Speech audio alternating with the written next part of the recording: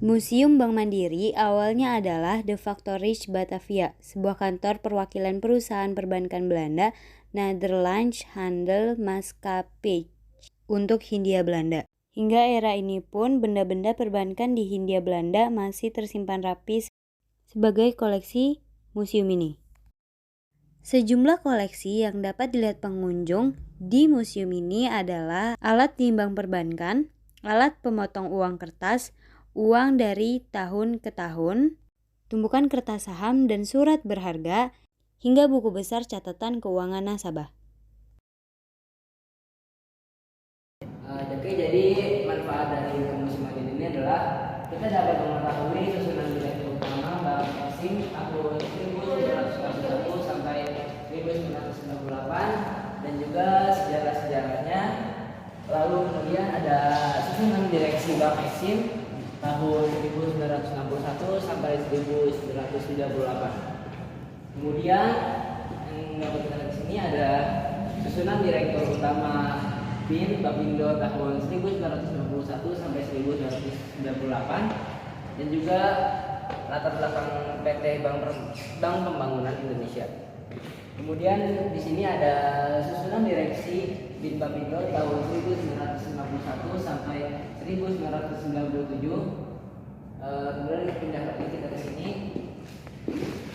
Terdapat susunan direktur utama Bank Dagang Negara tahun 1960 sampai 1998 dan juga susunan direksi Bank Dagang Negara tahun 1960 sampai 1998 dan juga di sini terdapat penjelasan tentang sejarah Bank Dagang Negara.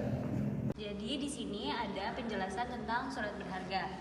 Surat berharga adalah surat pengakuan utang, wesel, saham, obligasi, sekuritas, kredit atau setiap derivatifnya suatu kewajiban dari penerbit ke pentandingan lainnya dalam bentuk yang lazim diperdagangkan dalam pasar modal dan pasar uang. Jadi fungsi dari surat berharga ini adalah sebagai alat pembuktian karena surat-surat tersebut dapat dijadikan bukti ketika terjadi perselisihan dalam lalu lintas perdagangan.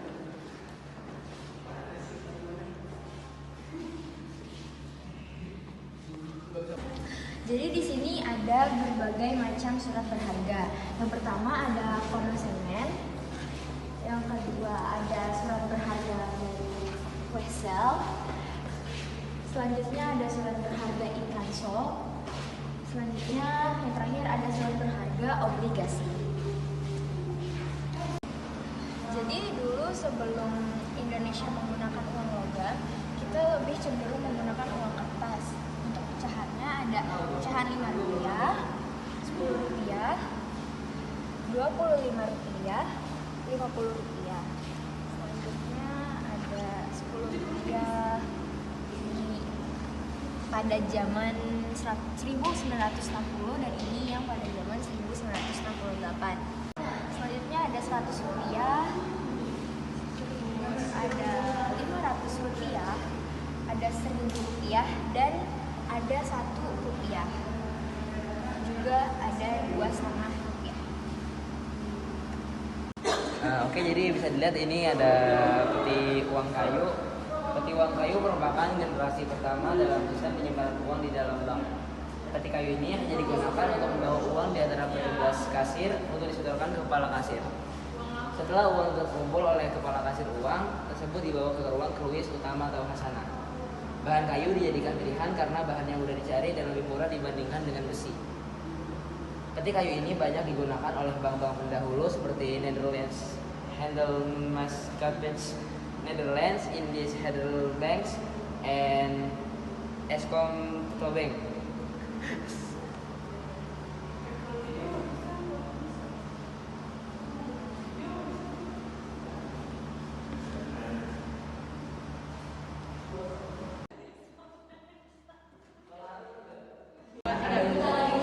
Ini adalah ruang kruis Museum Mandiri. Ruang kruis adalah sebuah area bangunan atau ruangan dengan konstruksi baja yang sangat kuat. Ruangan ini berfungsi sebagai tempat menyimpan uang kas dan surat-surat serta barang-barang berharga milik nasabah seperti emas, berlian, dan permata. Masuk ke dalam ruang rapat besar, maka kita akan disambut oleh pemandangan meja lonjong berukuran besar. Selain itu, di tempat ini kita juga bisa menyaksikan foto-foto tokoh penting dunia perbankan nasional, termasuk para petinggi beberapa bank di Indonesia.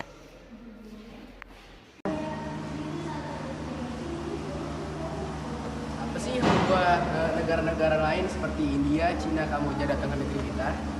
Ya, dia mengambil cengkeh, pala, merica, kayu, cendana, atau barus. Netherlands, Indiske, Handelsbank 1863 sampai 1959. Netherlands, Indiske, Handelsbank didirikan pada 14 Juli 1863 di Amsterdam atas perkasa Netherlands Van Hooydonk.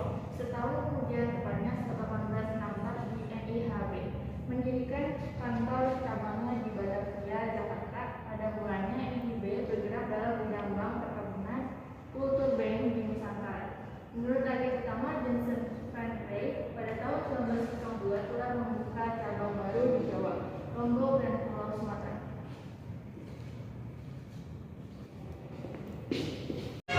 Sekian guys dari kami.